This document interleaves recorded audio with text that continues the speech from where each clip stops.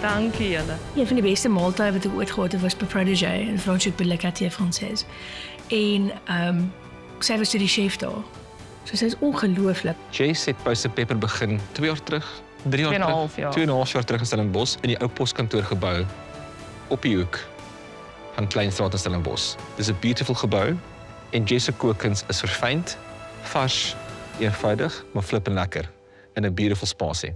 Ek hoor nou baie goed van jou, maar die ding wat met die meeste impress is dat jy uit die Noord-Kaap uitkom en groot geword het met skaapstertjies. Ja. Vertel 'n bietjie daar. So Kuruman Girl, dis vleiswêreld. So braai is half die middelnaam van almal daar rond.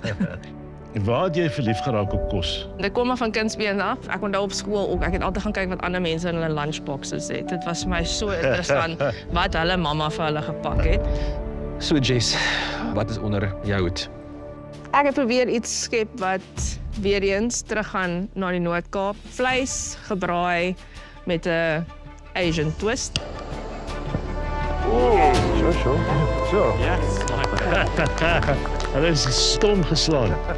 Ja, julle moet nou so 'n hoed self uitdink en hom lekker. So ons het 'n lam dumpling. Beide het ek 'n Asian lam bone broth. En die dumplings is gemeng in 'n grondboontjie rissie knars. Bo-op is maar net sprieteie en ook 'n bietjie gepikkelde daikon. Dis 'n Japaneese of 'n Chinese radys. So ek gaan dit nou klaarmaak met die broth. Ons het ook bietjie van die olie wat van die grondboontjie knars afkom wat ons bygesit het net vir daai lekker glans. Kan ons proe? Ja, asseblief. Okay.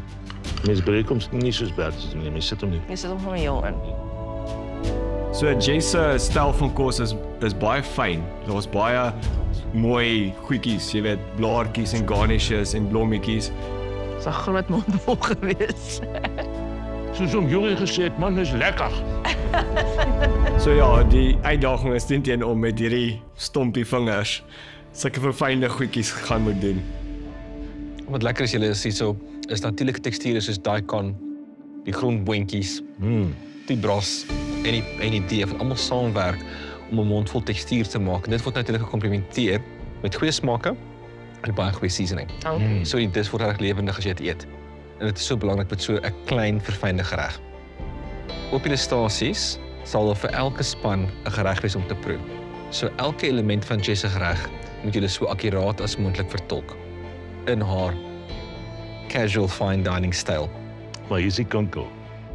Alles is op, in, onder, langs, deur die vuur.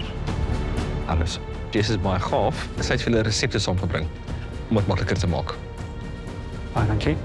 Sjoe, dit maak Ek is baie bly om resepte te kry. Julle het in totaal 2 ure.